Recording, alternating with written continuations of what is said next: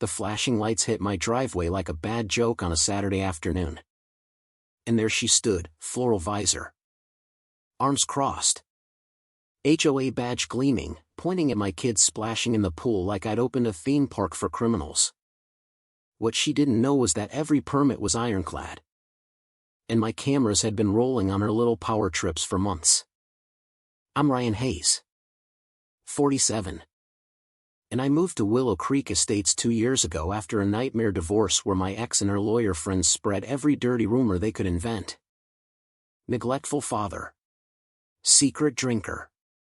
Unstable. All lies. All cleared in court.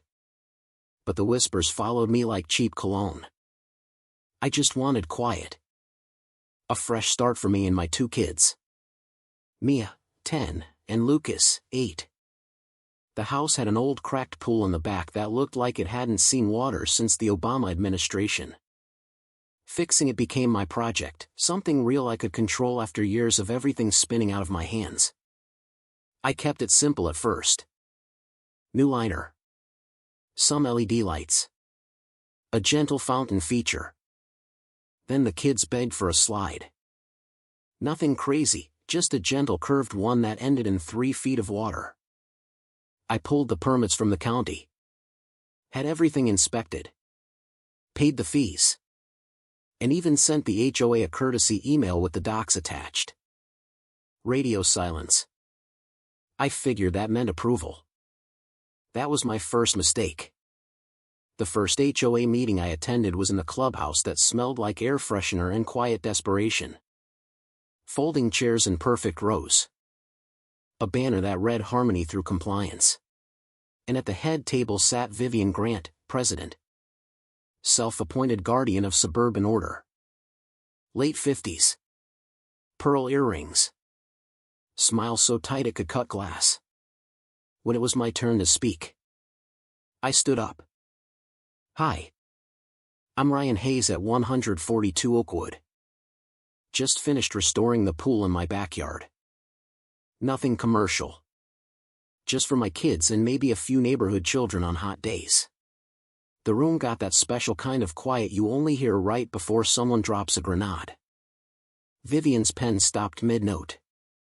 A pool restoration, she repeated. Voice sweet as antifreeze. Mr. Hayes. Water features do tend to invite elements. We have very clear guidelines about maintaining the aesthetic integrity and safety standards of Willow Creek. I smiled politely. I understand. That's why I got full county approval and inspections. Everything's above board. Her eyes narrowed just a fraction. Still, we prefer to review all exterior modifications personally. For the community's sake. That was the moment I knew. This wasn't about rules. This was about control. The first yellow violation notice showed up taped to my door 3 days later. Unauthorized recreational installation, water slide and fountain feature. The slide wasn't even installed yet, the boxes were still in the garage. I took photos. Emailed proof. And got back a 1-line reply, intent is sufficient under section 7.4b. Remove or face daily fines. V. Grant. I laughed out loud in my kitchen. Then I started documenting everything. Over the next weeks the letters kept coming like clockwork. Excessive noise from water feature. The fountain made a gentle bubbling sound. Visual pollution visible from the street. You couldn't even see the pool from the road. Potential liability to minors. My personal favorite, a warning that my water park might attract undesirables and lower property values. I stayed quiet. I smiled at neighbors. I waved when Vivian drove by slowly in her white Lexus. Staring. Inside. I was building a file thicker than her HOA binder. Then the rumors started. I heard it first from Mrs. Alvarez across the street. Ryan. People are saying, well, that you had some trouble in your last neighborhood. Something about the courts? She looked embarrassed even asking. I knew exactly where it came from. Vivian had dug up the old divorce filings and twisted them just enough.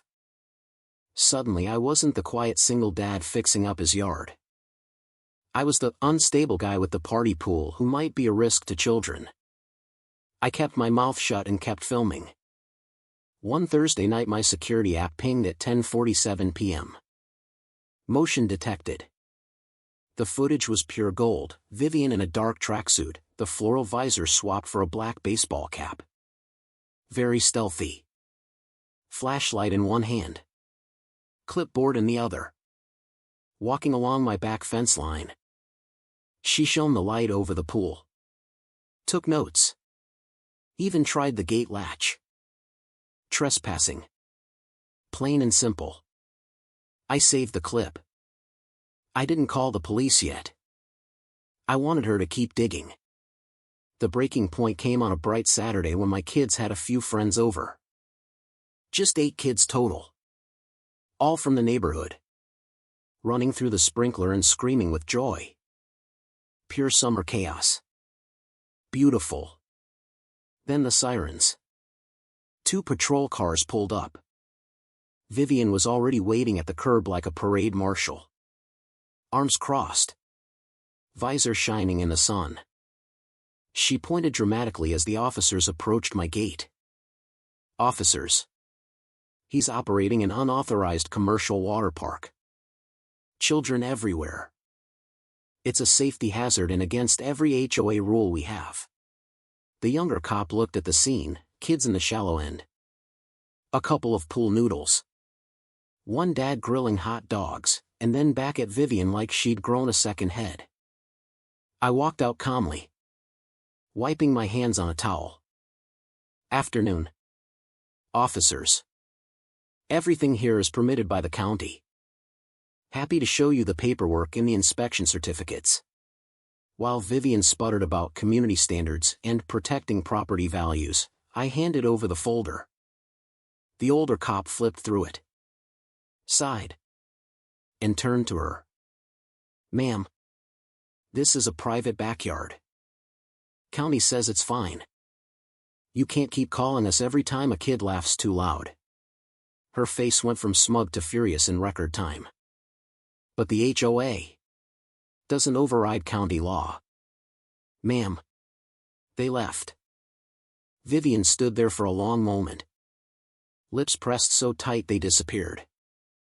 Then she turned and marched back to her house without another word. That night I added the body cam-style police interaction footage to my growing collection. The escalation after that was almost comical if it hadn't been so exhausting. Daily violation notices. Special emergency HOA board meetings about me. An email blast to the entire neighborhood titled Important Safety Update regarding 142 Oakwood that stopped just short of calling me a predator. Parents started pulling their kids away. Even some of my friends in the neighborhood began avoiding eye contact at the mailbox. I never argued in public. I just smiled, waved, and kept recording. The final straw was when Vivian and 2 of her loyal board members showed up unannounced one evening while I was out picking up pizza. My Ring camera caught them perfectly, Vivian climbing a small stepladder she brought to peer over the fence. The others taking photos of my illegal water feature. One of them actually tried the side gate again. I had hours of footage now. Trespassing. Harassment. Misuse of HOA funds. I'd quietly requested financial records through a friendly county contact and discovered she'd approved the purchase of community surveillance equipment that suspiciously matched the high-end binoculars I'd seen her using. It was time. The county zoning board hearing was scheduled after Vivian filed a formal complaint claiming my pool was an unpermitted commercial recreational facility. She wanted an audience. She got one. The hall was packed. Neighbors. Board members. Even a local reporter who'd smelled blood in the water. Vivian walked in wearing her best power blazer. Clutching a 3-inch binder like it was the Bible. She looked confident. Victorious. Even. When they called her to speak, she rose like a queen addressing her subjects. Members of the board. Residents of Willow Creek. For years we have worked to maintain the character and safety of our community. Mr. Hayes has turned his property into what can only be described as a commercial water park, complete with slide and fountain features, attracting large groups of children and creating liability risks. Despite repeated warnings, he has ignored our reasonable requests. We ask the county to intervene before someone gets hurt. A few of her followers clapped. She sat down looking pleased with herself. Then they called me. I walked to the podium without notes. I didn't need them. Good afternoon. I'm Ryan Hayes. Everything I've done on my property was permitted and inspected by this very county. I have the documents here. But more importantly, I'd like to show you what reasonable requests from the HOA president actually look like. I clicked the remote. The projector lit up. First clip, Vivian on my property at night with the flashlight. Second clip, her and her friends on the stepladder, taking photos. Third, the financial records showing the surveillance equipment purchase. Fourth, the police body cam from the day she called the cops on 8 kids and a sprinkler. The room went dead silent. Then erupted in murmurs. Vivian shot to her feet. That footage is taken out of context. As HOA president, it is my duty to. The lead zoning officer cut her off. Ma'am, did you have written permission to enter Mr. Hayes' private property on these dates? She stammered. Her face went from confident red to panicked white in seconds. And these purchases from HOA funds, were they approved by a vote of the full membership? More silence.